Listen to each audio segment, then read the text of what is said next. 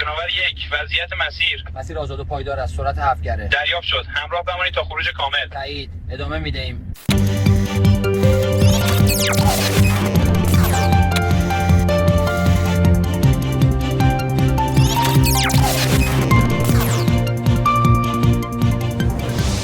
The country that once called the shots for the entire planet is being left out of the room. Not by enemies, by its own allies. And while Donald Trump sits there rage posting on social media like a man screaming into a void, France, Japan, the Philippines, the United Kingdom, and dozens of other nations are quietly, methodically cutting deals with Iran behind his back. Let that sit with you for a second. The so-called leader of the free world is finding out in real time that the world has moved on without him. Now look, I know that sounds dramatic, but I'm not exaggerating a single thing here. Every piece of what I'm about to walk you through is documented. It's reported. It's happening right now. And if you're only watching American cable news, you probably have no idea any of this is going on. That's by design, but I'm going to walk you through this piece by piece, receipt by receipt, because what's unfolding right now isn't just a bad week for Trump's foreign policy. This is a full-blown geopolitical realignment, the kind of thing historians write entire books about, and we are living through it in real time. So let's start with France, because what France just pulled off is, honestly, it's kind of breathtaking. A container ship signaling French ownership just exited the Strait of Hormuz. Now, if you don't know what that means, let me paint the picture. The Strait of Hormuz has been essentially shut down. This is the most important oil choke point on planet Earth. About a fifth of the world's oil supply flows through that narrow waterway. And ever since this war, this reckless, unilateral military adventure that the United States and Netanyahu launched without consulting anyone, Iran has locked it down. Ships weren't getting through. Global energy markets were thrown into chaos. And here comes France, a country that Donald Trump has been publicly mocking, whose president's wife Trump has been personally insulting on camera. France just sailed right through. Now think about that.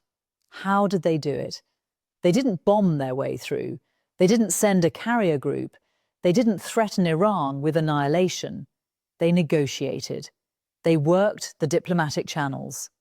Behind the scenes, France went to the United Nations Security Council and used its power as a permanent member to block any resolution that would authorize a military invasion or forced reopening of the Strait of Hormuz. France said no. We're not doing it your way, Donald. We're not going to war for your ego. We're going to talk to Iran like adults. And guess what? It worked. That French ship sailed through because France earned passage through diplomacy, the thing the United States used to be the best in the world at. Bloomberg is reporting that Iran has set up what is essentially a toll system in the Strait of Hormuz. They're charging somewhere between $1 to $3 per barrel of oil for passage. You can feel however you want about that, but here is the reality. Iran controls that waterway right now. That is the fact on the ground. And instead of screaming about it on social media, France recognized that reality and worked within it. They partnered with Oman. They engaged Iran directly. They used actual statecraft. And they got their ship through. France, a country Trump treats like a doormat, just outmaneuvered the entire United States diplomatic apparatus. Not with firepower, with brains. And France isn't alone, not even close. Let's talk about Japan.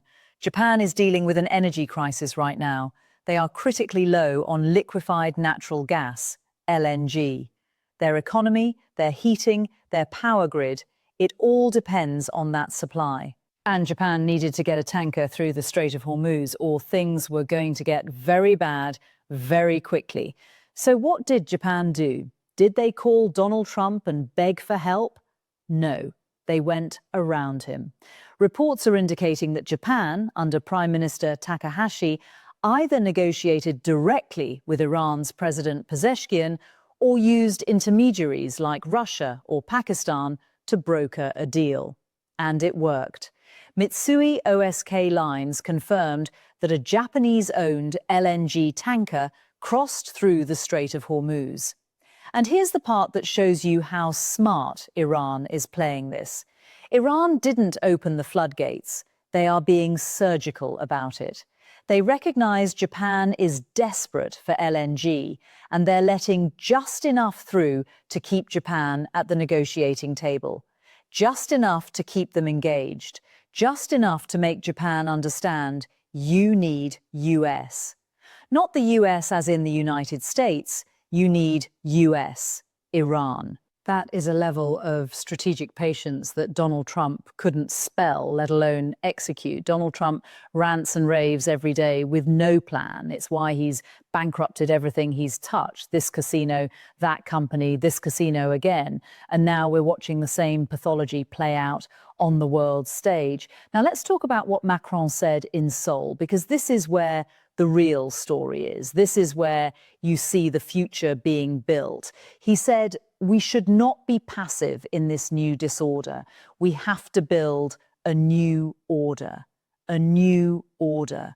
The president of France is openly, publicly, on a state visit, saying the American-led international system is finished and it's time to build something else. He went further. He said there is room to build new cooperation between Korea and France, bringing with us other Europeans, Canada, Japan, India, Brazil, and Australia. A sort of third way, those who don't want to be dependent on China or aligned by definition with the United States. A third way.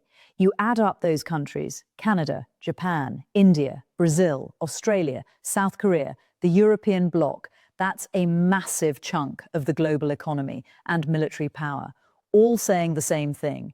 We don't trust America anymore under this guy. And notice the language. He said, we must not be vassals to two dominant powers. We don't want to depend on the dominance of China, and we don't want to be too much exposed to the unpredictability of the US. He doesn't call China unpredictable, he calls China dominant. That's respect. He calls the United States unpredictable. That's what we've become. Not the steady hand, not the reliable partner, the one nobody can count on, because every day there's a new tantrum, a new threat, a new reversal. Then Macron directly called out Trump's credibility. He said, 6 months ago, we were told by the Americans that everything had been destroyed in Iran. Everything had been settled. Clearly, that was not the case. Without international inspectors verifying materials, research, and hidden sites, it is simply not serious.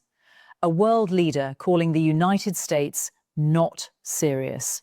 And he's earned the right because his country is the one getting ships through while America can't. On military action, Macron said, I don't believe we will fix the situation just by bombings or military operations. Look at what happened in Iraq, Afghanistan, and Libya. We never delivered. Never. Even after 20 years. You have to respect the sovereignty of people. And on the Strait of Hormuz specifically, opening it by force is not the option we have chosen. We consider it unrealistic. A military operation would take an infinite amount of time and expose forces to immense coastal and ballistic risks. It must be reopened only in coordination with Iran. That's the language, cooperation with Iran. Now pull back and look at the full picture. The Philippines, their top diplomat, had a call with Iran's foreign minister and came out saying, productive call today. We reached a positive understanding on the safety of our seafarers and the security of our energy supply. Grateful for the warm spirit of cooperation. Warm spirit of cooperation with Iran. That's the Philippines talking about Iran the way countries used to talk about the United States. You understand how upside down this world has become. And the Gulf Cooperation Council, the GCC, Saudi Arabia, UAE, Qatar, Bahrain, Kuwait, Oman, these are the countries that were supposedly under the US security umbrella. These are the countries that were funneling money to Trump in crypto, in real estate, to Kushner's private equity fund, thinking they were buying protection. All those quid pro quos, all that pay for play. And now their Secretary General is out there saying the Council desires to establish normal relations with Iran and resolve all security issues transparently. Gulf countries will take all measures to protect their sovereignty. Read between those lines. They're not doing that with America's help. They're cutting Trump loose and making nice with the people they paid billions to be protected from, because Trump proved to be absolutely worthless as a protector. That is devastating if you think about it. Then there's the United Kingdom. Keir Starmer announced that the UK will convene 30 to 35 countries to discuss the diplomatic and political measures needed to reopen the Strait of Hormuz. 35 countries sitting down together without the United States. And here's the unspoken truth behind that meeting. They're planning for when Trump walks away, because everyone knows that's what he does. He creates chaos, gets bored, rage quits, and leaves everyone holding the bag. These countries are getting ahead of it, getting their unified terms ready for when they negotiate with Iran after Trump abandons them. And when that happens, Iran comes out of this in a stronger international position than before the war started. A remarkable outcome. The US launched a military operation to neutralize Iran, and the end result is Iran has never been more legitimate, more needed, or more diplomatically powerful. And what is Donald Trump doing while all this happens? He's posting. He literally told countries that can't get fuel to just go take it. He said, build up some delayed courage and go fight for yourselves because the USA won't help anymore. He went on camera telling the story of calling Macron for help in the Gulf, and Macron said no. And Trump told it like it was a comedy bit. He's making fun of Macron's wife, while Macron is making deals with Iran and building a new world order. Who's winning that exchange?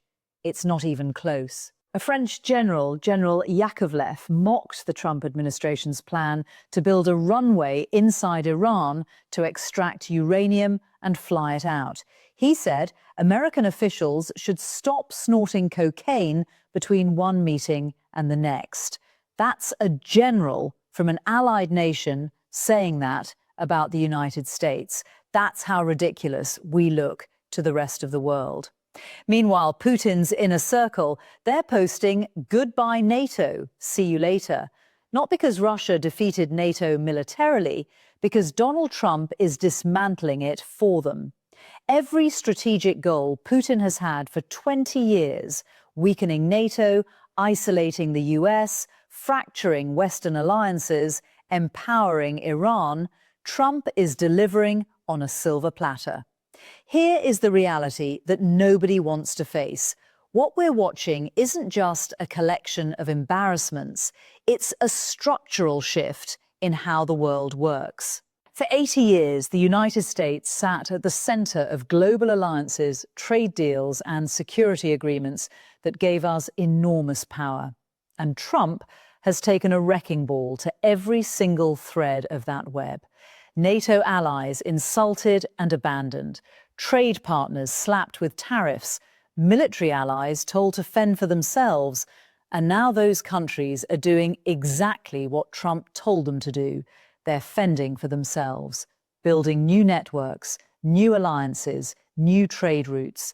None of them include the United States. Prime Minister Carney of Canada has been working hard to unite trans-Pacific trade deals with transatlantic security arrangements. And when you map it all out, when you connect all the dots, there's this giant blank space right in the middle where the United States used to be, alone, isolated, stewing in Trumpian chaos. And these networks, once built, don't just disappear when Trump leaves office. That's what people don't understand. Trust, once destroyed at this level, takes decades to rebuild, if it can be rebuilt at all. France, Japan, South Korea, India, Brazil, the agreements they're building right now will become permanent features of the global order. The next president can't just call up and say, "Hey, we're back." It doesn't work like that. Trump bankrupted casinos. He bankrupted businesses left and right. If there was a Guinness Book of World Records for bankruptcies, he'd be leading it. And now he's bankrupting American influence on the world stage. The pattern is exactly the same. The only difference is the scale. When you bankrupt a casino, a few thousand people lose their jobs. When you bankrupt American foreign policy, the entire world pays the price. So where does this leave us? Iran, the country America was at war with, is now the most important diplomatic partner for half the planet. Dozens of nations are building alliances that route around Washington. The Strait of Hormuz is controlled by Iranian toll booths, not the US Navy. And the president is posting on social media telling allies to figure it out themselves, while French generals mock his military plans. That's not spin, that's not opinion, that's the state of play, right now, today. And if you're not hearing about it on American media, ask yourself why. Ask yourself who benefits from keeping you in the dark about the entire world reorganizing itself around the incompetence of the American president. The world isn't waiting for America to get its act together. It already stopped waiting. And the proof is sailing through the Strait of Hormuz right now, flying a French flag.